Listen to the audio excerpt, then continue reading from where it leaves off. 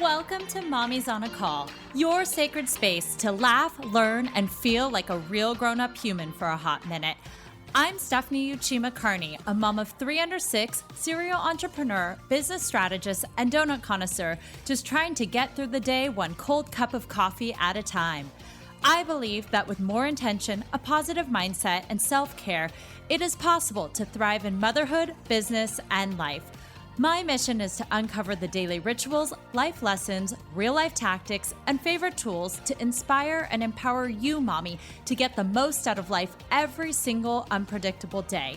So grab your headphones, tell your kids you're on the potty, and tune in weekly for some laughs, knowledge bombs, and plenty of real talk with real moms, and maybe a dad or two. Welcome to the Mommy Pod. Hello and welcome back to Mommy's on a Call. Today, I'm excited to bring on a fellow mama, Lara Schulte. She's a mom, a wife, a podcaster of the Generation.Mom podcast, a coach, and a believer in doing motherhood your way.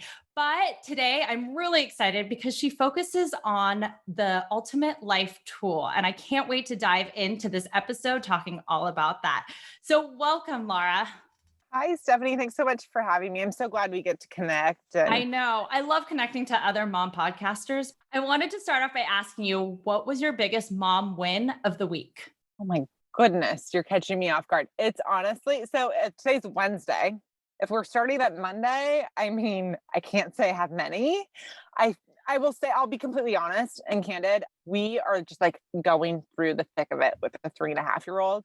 This morning, he was slamming his door in my face. Like he's a perfect three-nager. I felt like I was dealing with a 13-year-old. But yesterday, I'm not going to say this is a win because I think it has to do with my personal self-awareness, but really was having a rough morning with both boys and recognized kind of the best thing I could do with my children was to separate them. So fortunately, we're in the midst of really a stay-at-home order and quarantine right now. Hello, 2020. And I recognized with, of course, the help of my husband, kind of just venting to him that what we needed and what I needed to do is to separate them. And so I called my mom, who's in our little pod. I can't not see her. I need her help. And I asked her basically to take my older son for the remainder of the day. And I think just having that self-awareness of like where I was at and also where he was at really was necessary. So I'm just going to say my mom win of the week was not a traditional mom win, but just having the self-awareness to know what myself and my family really needed at the time. I think that's a win. That's good. Yeah. So I wanted to also give some context about where you're coming from, your family situation. So tell me, how many kids do you have? What are their ages? And what does your family structure look like? So the roles that you and your husband play. Oh, goodness. All right. So it's my husband and I. His name is Taylor, and I'll go a little bit more into him in a second. But we have 2 little boys, ages 3.5 and just over 2. So they're 18 months apart. The older one's Sawyer, the younger one is Sutton. And we are actually expecting a little girl coming in the spring of 2021. This is the first public announcement I've made about that, actually. So we're very excited. Breaking news on our show. Breaking news. Yeah, I think I'm sharing the rest of the news with the rest of my, personal world via our Christmas card. So yeah, public information now. So those are our little kids. And we do have a little dog who is our fur baby. Her name is Paisley. She's a French bulldog. And as far as the dynamic of our family, so Taylor and I have been together, we're coming up on 17 years. We met when we were very young. We met the very first day of college. And we didn't start dating right away, but soon, and just really connected. And I'm very fortunate to have had him to grow up with, really, and work really, really hard together. And we're both, since becoming parents, especially, and I would say even before getting married, we got very intentional with our relationship and also how we parent and how we live our lives. Taylor is an entrepreneur. He owns a wealth management firm and does a lot of consulting in the industry itself, helping other wealth managers really excel their careers. And it's very demanding, and being married to an entrepreneur, like many mamas on this show probably know, it kind of takes a specific skill set to be a wife of an entrepreneur. So we basically have tried all different types of ways to navigate that and have recently kind of found what's working for us right now. It might not work forever. And then I worked in the corporate world for well over a decade. And for the last 5 years have been kind of, I don't want to say moonlighting, but I was because I was working for somebody else at the time as a life and business coach. And yes, when I had my children, I moved kind of more out of the business side of talking to small business owners and medium-sized business owners and coaching them in their teams and talking more to mothers because that's where I felt my voice was more authentic. And so I've been doing that since I had Sawyer, since he was a little under 1. So about the last 2.5 years. And in 2019, I quit my corporate job and went off completely on my own. But completely on my own mostly means managing my family the majority of the time and then working on my own gig and the things that I'm passionate about and with the people that I'm passionate about, basically whenever I have the time, which isn't much. And I have to be really intentional about finding that time and making that time. How do you So, intentionally find that time? Like what does your schedule kind of look like right now? so right now, again, having to get really creative in 2020. For the first few months, I was just trying to manage it all on my own, which was complete chaos and really not doing anything super well. And then really got intentional. So we decided not to send our boys back to preschool and instead brought in a babysitter of theirs. And I wanted them to still have kind of a preschool curriculum. So created something with the help of, I'm sure a lot of you follow her, the busy toddler, Susie Allison. She's a personal friend of mine as well. And kind of used her program to do a little stay-at-home preschool for my boys with their babysitter. So the boys had structure on the days they had their babysitter, but they also were learning from somebody else and learning to respect and be disciplined by somebody else that wasn't my husband or I or their grandparents. So she comes 2 days a week, and that gives me time to talk to women like you and work on my business and do something creative and work my brain differently. And maybe if I'm not working on my business that day or even working my brain creatively, I can go do something that benefits the family, whether that be something as simple as like organizing the linen closet that just like kind of gives me that time so I can focus in on whatever it is I need to be done without being distracted by the toddlers, because otherwise it takes days and hours to get anything done. So yeah, the kids have her 2 days a week, and then 2 days a week I have the kids. And earlier we had a lot more kind of structure. It was like one day was kind of like our wild fun day. We didn't know what we were going to do. And the other day I had my older one in an outdoor soccer program. So that was good, but that's ended. So we are now just having 2 kind of full wild free days. And then my mom, like I had mentioned, she's been helping us a lot more and she is very close with the children. So she comes one day a week when I work with a women's group, and she's with the boys. And then the days that I don't have the women's group, I'm very intentional about having the one-on-one time with the boys. So she'll take one boy, I'll take the other. Like I had mentioned, I noticed that my children really thrive when they're separated that way. I think a lot of that too is just having that one-on-one time. In our preschool, they taught us this thing called like the 20-minute cure. And it was if you spend undivided attention with one of the children for 20 minutes, it fills their cup up. It's almost like, what do we do for self-care? It's like their self-care. It's like they get mommy or they get daddy or they get whatever that is. Totally. And when you lose sight of it, for our family, things go awry. Like I had mentioned, my mom win of the week was kind of realizing what it was that I needed and what my family needed. But I came together with my husband on that. And he was just like, Lara, like we had just finished Thanksgiving. We went to the mountains right after Thanksgiving, just the 4 of us.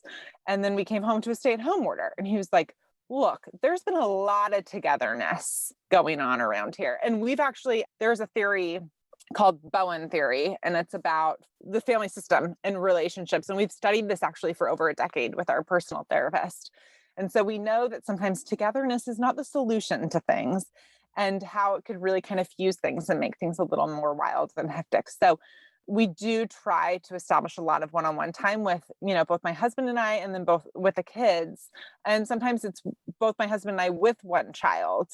And anyway, and then give ourselves that individual time. So what I was getting at is Fridays, my husband actually takes off of work because most of the time as an entrepreneur, he's working 24/7 anyway. So that's his day to kind of like kick back. And he usually is playing golf or doing something creatively for his business, which is technically working, but it kind of fuels him a different way. And then on Saturdays, that's the day for me to choose what I want to do. If that's time I want to just go for a walk with a friend, or I want to work creatively on my own business, or if I decide I want it to be a family day, I get to choose and he gives me that freedom. And the game changer for us here was this book, and I talk about it a lot on the Generation.Mom podcast. We've interviewed him. I've been on his podcast, but the author is Jim Shields. He owns a company called 18 Summers with his wife, Jamie, and they're an amazing couple. They have a podcast themselves called 18 Summers, and they have a book called The Family Board Meeting. And it's all about getting really intentional and establishing these rhythms in your family that it looks like you're very regimented, but it really gives you freedom and creates these really good relationships, and while also giving everybody, kind of fueling everybody the way they need to be fueled. So we took that book very seriously. It takes like an hour to read, so I recommend it to everybody. I'll link that in the show notes. Yes. And we really implemented it into how we run our lives, and it was a game changer for us. So that's kind of how we work and we're operating right now. It might not be the solution for us forever, but with 2 small children and being 2 entrepreneurs, or at least having entrepreneur mindsets, that is how we find living our lives as easily as possible. During the like you time, do you allocate any you time every single day, or is it just a Saturday thing? And if so, what are your favorite things to do to kind of fuel you up? So I do. I'll be honest. The last few months, I was in my first trimester of pregnancy, and this pregnancy kind of shook me more than any other pregnancy where I did not feel good. So my you time really consisted lately of a lot of sleeping, which I think it was just like realizing that's what I need.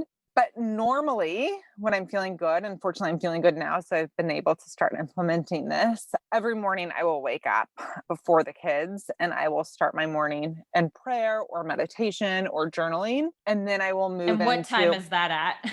well, I mean, I'm not there 100% yet, but it was 5:30 or 6. And right now it's like more like 6:30 or 7. And my husband's a little late to work. But on the days that I'm able to kind of do it, and I'm not too hard on myself at this point in time because I'm just kind of getting back into my groove. But with that being said, I try to spend like my first 30 minutes in doing something like that and just being in silence, honestly, because I'm not going to be in silence for the rest of the day. And then I jump on. I was going to say, my husband last night literally said, I wish we didn't teach our children how to talk. Oh my gosh, that's hilarious. Because there's like never silence. That is hilarious. Oh gosh, talking or screaming. I mean, Yeah. I don't know. I'm in a house full of boys and it's just like sound effects all day long. Sorry. But Anyway. no, it's okay. But then I try to jump on my Peloton, and that was like the best thing I've ever purchased in my life, by the way. That and LASIK eye surgery. Those were completely worth every penny. But yes, the Peloton. So I'll go on the Peloton for like 20, 30 minutes just to get my body moving. And that's basically the me time I try to give myself every day. And then again, I try to be aware of, what do I need? Does my brain need to be worked creatively? Do I need to connect with somebody? What is it that I need? And just really get in tune with whatever it is and spend that time. And usually it's days that I have the sitter come in doing whatever it is that feels right, and like just really getting in tune and alignment with that. I'm personally curious, what are your drivers? So we'll go into it a little on the ULT, but I'm curious, what are your personal drivers? So I will have to, this is not going to make a whole lot of sense to anybody yet because I haven't gone into the Ultimate Life Tool, which is the ULT, which is an assessment test, a psychometric assessment test that I use with my clients to teach them all about themselves. So drivers, which you're referring to, are basically our strengths. And so my strengths are aesthetic sensibility, which is all about presentation. So it's, kind of presenting myself in a way that I feel is in alignment with who I am and makes me almost receive positive feedback, but not only presentation like the way I look or maybe how my house appears, but and sharing my talents and my voice. And so like things like this, like that fuels that part of me. So you want to do things that fuel your strengths. And then my other one is creating order, which is about having things in order, which when I go into what my family schedule and routine looks like, that makes a whole lot of sense. That's why it works for me. And then I have this other one, which is optimism. And it's that things need to like feel good and be fun for me. So those are my strengths, which you're referring to as your drivers. I was curious, yeah, because you were talking about stuff you like to do and like why you need it this way. And so it's interesting because I have optimism and aesthetic sensibility also. We will go into that. Let's talk about what you're doing now. You Okay. were in business and life coaching, you were helping businesses. Mhm. What were you kind of doing and how did you pivot to where you are now? Yeah. So, as I had mentioned before, I'm a life and business coach. I'm a certified life and business coach. And I was certified through a company called the You Institute, which is Your Own Understanding. And they have a psychometric assessment tool, which is called the Ultimate Life Tool, that basically you get all of the coaching foundation as a coach going through it, but you also get to learn how to use this special tool. And the tool itself is founded in science and grounded in nature. So we really look at the nature of a person and we look at basically what you're made up of. So not who you are and your past history and all of that, but what you are, just like an animal. You know, we know certain things about animals and what they are and why they behave that way. Well, we as humans and individual humans that all really are made up differently. We all have different needs and nature has made us a certain way for a reason. So this psychometric assessment tool really taps into that. And then I'm able to look at it and see how each person is uniquely designed and educate them on how to live their life feeling good and what they can do when they're not feeling well to get better into alignment. So I'm curious, how does that differentiate? So I'm like a test junkie. Like I love Mhm. Enneagrams and Myers-Briggs and Pearson, you name it. I think I've taken a Kolbe. I've taken almost every assessment to try and figure myself out or whatever. I also took the Ultimate Life Tool. Mhm. How is this different than the rest? So yeah, no, thank you for asking that because there's literally thousands of these types of tools and they come out all the time. And so the Ultimate Life Tool really does not compete with other tools, with other assessment tests like that, of all the ones you just named. We are founded in science and based and grounded in nature. And we really serve as a comprehensive foundation for all those other psychometric assessments to really stand on, if that makes sense. So I can almost take any other psychometric tool and fit it into the Ultimate Life Tool because, again, we are grounded in nature and we're looking at what you are, not who you are, not your essence, not your past, none of that. Okay. Right. No, Cause of when you course. take like a lot of those tests, you're like, oh, would I do this? Well, what sounds good in my head? Or it's like Mhm. it's more psychological versus like, this is how I appear. Am I symmetrical or not? Yeah, like this is really, we do take a lot of somebody's physicality into this test. And there's a lot of, we do look at that because that's our true nature. And so how do you show up? What is your true nature? And so we look at that. So kind of going back into my history as a coach and how I did this, I was working in the corporate world and I worked in sales and I thought, oh my gosh, this would be great for sales teams to better understand their clients, how to work better together, all of that, because ultimately none of us are the same. And you have to look like when you're looking at teams of people, let's just take a sales team in a corporation. Each one of those people are going to have different talents, different strengths, different weaknesses, different energy levels, different ways to communicate. But it doesn't mean that they can't all be successful on their own. When a lot of the time in these corporations, it's very black and white. If you want to be successful, and not even corporations, in society, if you want to be successful, you do this. And it's not a one size fits all kind of deal. It's your size fits you kind of deal. So I would go into businesses and organizations and really teach each individual about themselves. And then I would bring them together and teach them about them as a whole and how they can best operate and work together. And also so they could each understand each other better, right? When working together. And then, of course, their manager.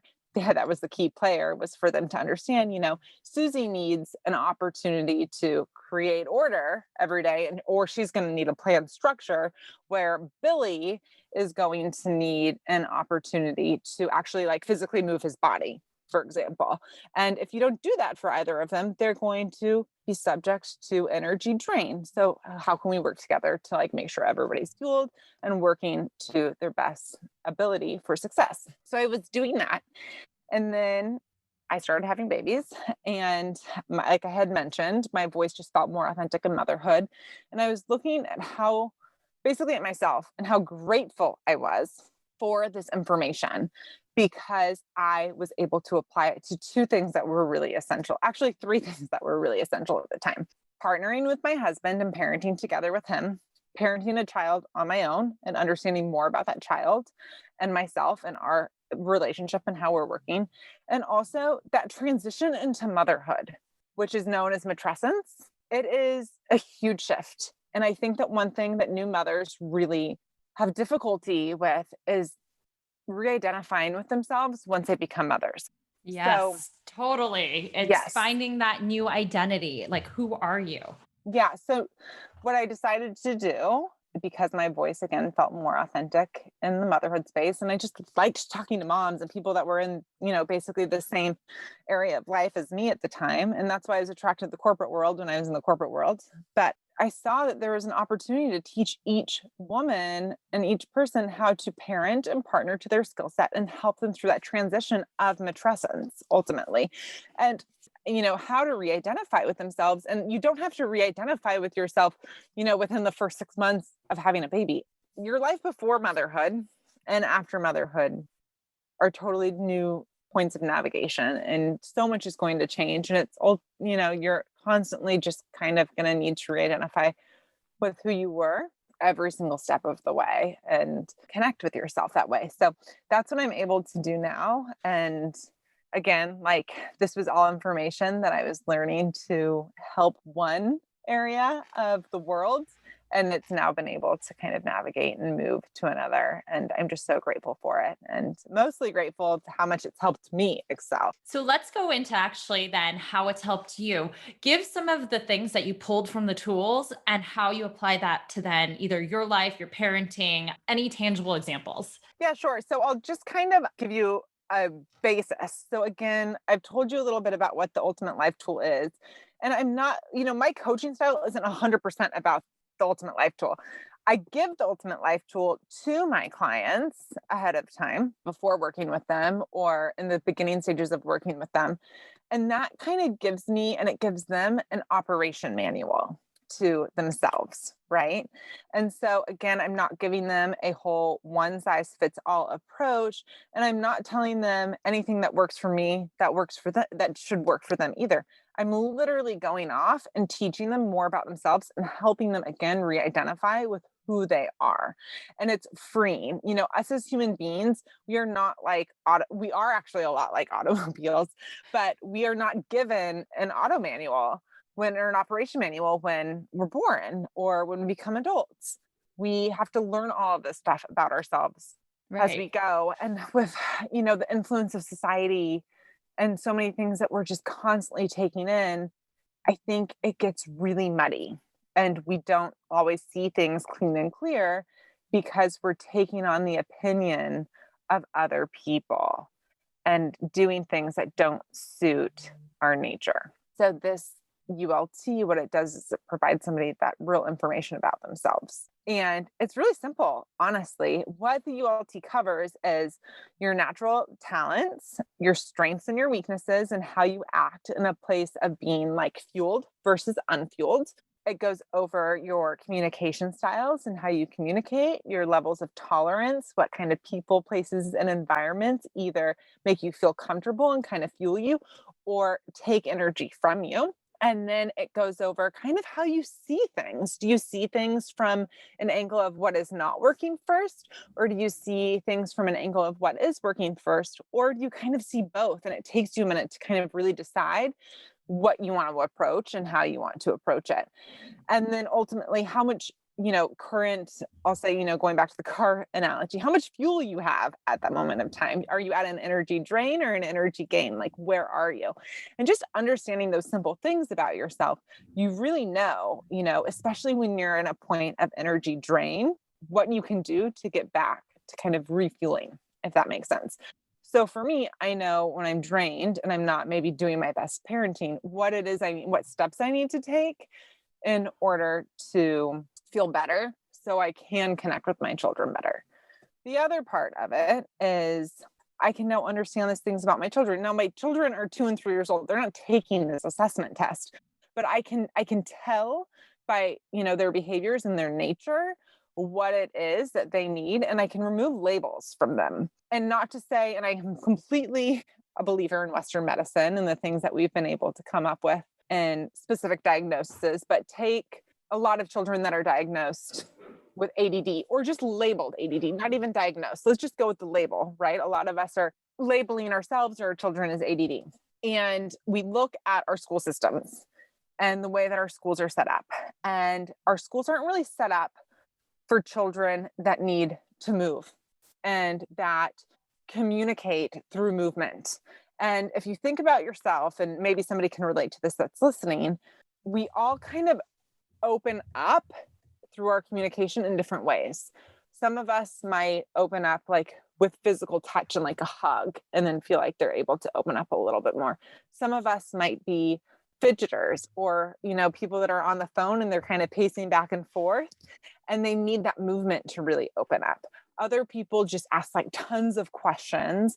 And then there's some people that like things need to feel good. The environment needs to feel good. The temperature needs to be right. There can't be a smell that's off, that will prevent them from opening up correctly. So understanding really kind of how you open up and you communicate and you learn is really important. And going back to what I was saying about like labeling our children with certain things like, or ourselves, like with ADD, well, let's look at the environment that we're teaching them in. And not to say that our school systems are a mess or anything like that, but it's not a one size fits all thing again. And so I think about our children and I think, okay, if we're putting them in a classroom and we're telling them to sit and listen, right? Well, those that communicate through actual movement, open up through movement, they're going to have a hard time and they're going to have a hard time sitting still and they're going to be getting in trouble and they're going to be told that, they have attention disorders. And again, I'm not. But then it puts a label in their head and they Exactly. grow up saying, oh, I must not be able to pay attention, or Yes. it puts limiting beliefs on kids at an early age and even on Yes. yourself. So say Mhm. like, you need something to feel good. You put a label on yourself and you put a limiting belief and it screws with your mindset. Mhm. Exactly. And that's exactly what it does. And, I can't tell you the amount of people that have taken this assessment test, talked to a coach, walked through it. And, it's not like, again, something where some people just take the test and they get the information and that's it. Other people take the test, they get continuous coaching. Their coach kind of advises them, this is how you can go through life at more ease. Or, you look at a particular, current situation. You say, well, how are you doing with like, where are you spending your time? Like things like that. And the coach will continue to kind of work through them. But a lot of people just take the test once and they read it and they're like, this is how I felt the first time. It's like nothing has ever explained to me more accurately. And I went through that test the first time before I was trained and I started highlighting everything. And I brought it home to my husband that night. I gave him 12 pages. I said, read this. I know you've known me. Yeah. Like, I know you've known me like a decade, but like, here's everything about me. Well, I was like, this is why I negatively like react in certain ways. I was like, my drivers are, like I need things to be aesthetically pleasing. And when they're not, like these are the negative things that come about from it. But my other problem, and I think it's like my own mindset, is these put a different type of label on us too. Cause I'm like, okay, so I'm driven by this. I'm driven by things that are aesthetic or optimism. And when they're not, I negatively react. But on the same sense, I'm like, okay, am I using it as an excuse? If that makes sense. Like, am I now using this like, oh, well, I was not built that way. But then again, I think of the analogy, like I was not built to be a Ferrari. I'm not a Ferrari. So why do I need to act like a Ferrari kind of thing? Well, exactly. And that's When exactly you just it. say, yeah. I don't think it's an excuse at all. I think what you recognize is I don't use it as an excuse when I am not able to create order and therefore am acting manipulative because I'm coming out of my weaker state because I am at an energy drain.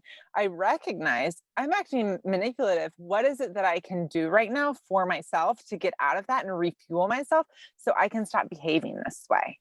It's actually teaching you how to take accountability for how you feel and how you're working. Ah, that makes a lot more sense. So Mhm. how have you used it in your relationship, say with your husband? In so many ways. I mean, honestly, the biggest blessing that this knowledge has taught me is acceptance, not non-judgment. And I think that is something as a world, and if we've learned anything in 2020, that is something that we need to continue on as a human species. And with my husband, we have a lot of alikeness and we have a lot of things that are opposite that, we already knew. But then when you look at two tests side by side and you learn more about each other that way, you can really kind of like see it in different ways. And I know that one kind of talent, or we call them styles in the test, and I'm not going to go too much into kind of like the lingo that we use as coaches with our clients because it gets a little confusing when talking to the public. But one of the talents that both my husband and I have, and that are very strong and innate in us, is something that we label it as regal, but it's really about like being a leader, and we really have great leadership traits, the two of us individually. And one thing I've realized is that when you're a leader, you kind of fight for the crown, right? And so my husband and I both kind of fight for the crown in our household. And it's like, who's going to be wearing that bigger crown and who's in charge here? And me ultimately knowing a couple of things. One, that my husband is a little bit stronger in that area than I am, and he's really ultimately needs a bigger crown than I do.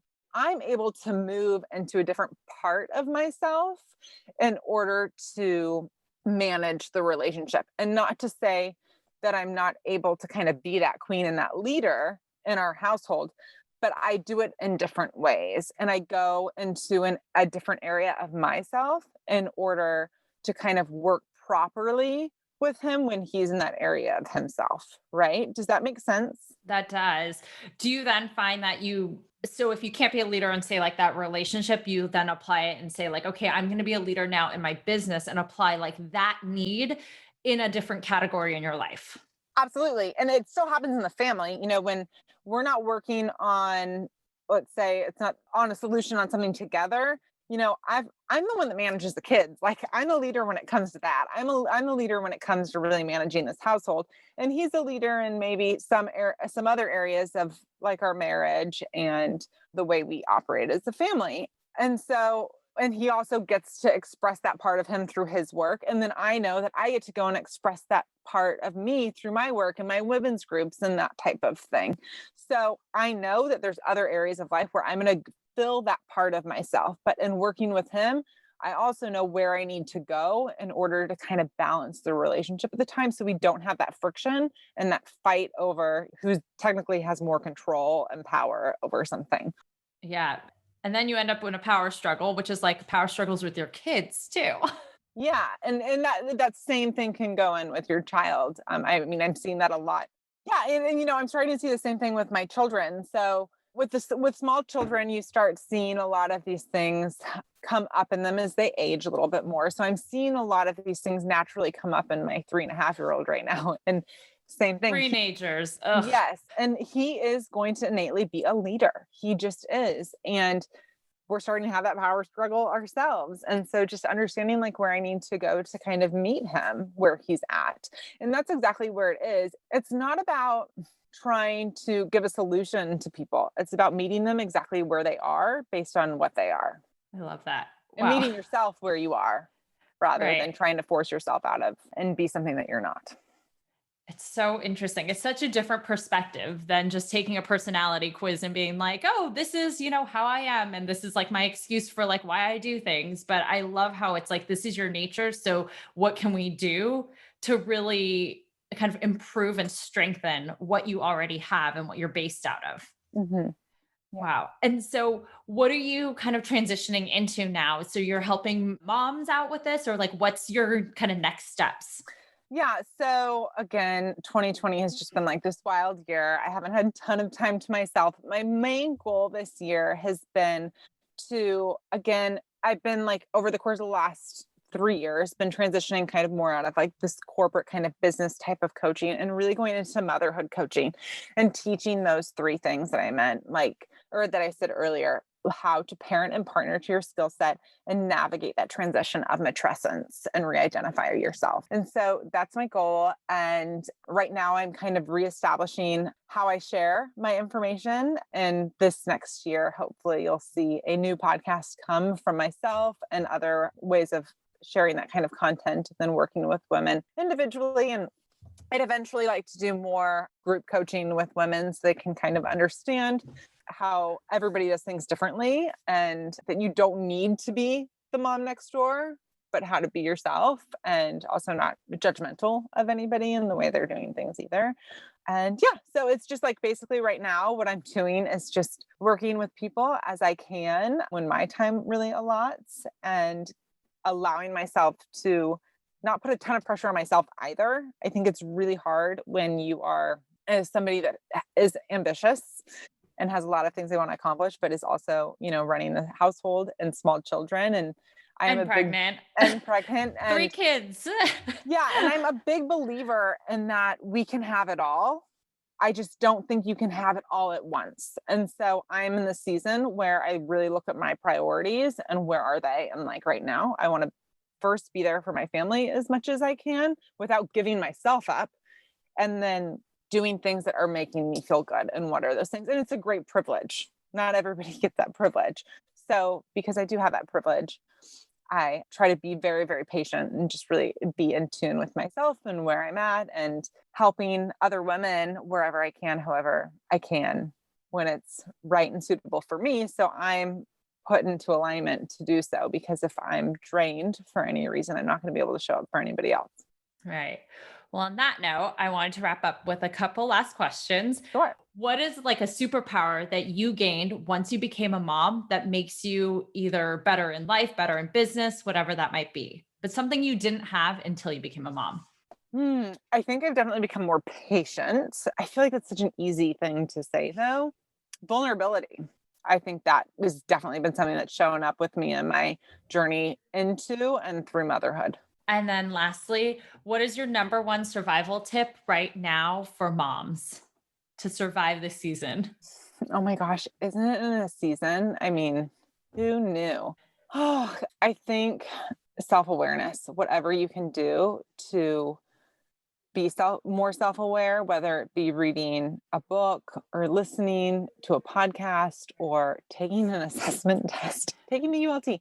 And I'm not really joking when I say that, but truly just getting more in tune and really kind of taking ownership for yourself and where you're coming from and what you can do to kind of shift things, even if it's a little tiny thing, like going to bed earlier, taking accountability for yourself and your actions and how you're moving through things. And that is so much easier said than done. I get it, but we have to do the work. You have to do the work. You can't, and the work's the hard stuff. And I'm sorry to like make your life harder, but it's the truth. It is. I think that self-awareness piece is so key because it'll help you in all areas of your life. Mm-hmm. So Yeah. where can we find you? And then I'll link it in the show notes too, where they can get this assessment. Yeah, sure. So I am Lara Schulte everywhere on Instagram, and that's where you'll find me and my business, laraschulte.com. Stephanie, I'm sure you'll spell it out correctly. I will. We'll get the spelling incorrect, but it's Lara is my first name, and Schulte, which is Schulte. And that's where you could basically find me. I mean, those are the two best spots. I haven't been super active on social media in the last couple of months because I know for myself that I just cannot take all of I don't want to be a sponge to a lot that's out there right now. So being self-aware enough to protect myself in that way, but I will be back and I can't wait to share more with anybody who finds me. And again, yes, my website, like I had mentioned, laraschulte.com. And right now that's going through a pivot. So you'll see some changes over there. It's very more so geared towards business, but it's shifting over towards motherhood as I spend my spare time working on that. I love it. And then I'll link to how they can take the assessment and all of that and work with you. So thank you. Yeah, they can actually just go to my website and take the assessment from the website itself. Perfect. Mm-hmm. Yeah. Well, thank you so much for joining today. That was really enlightening. You are so welcome. Thank you for having me. Thank you so much for listening to this episode of Mommy's on a Call. Your support means the absolute world to me. You can find the show notes for this episode and other goodies over at mommysonacall.com. And if you enjoyed this episode or have gotten value from the podcast, I would be so grateful if you could head on over to Apple Podcasts and leave a rating and review so that we can reach and empower more moms all over the world together. Thank you so much again, Mommy Pod, and I will see you here next time.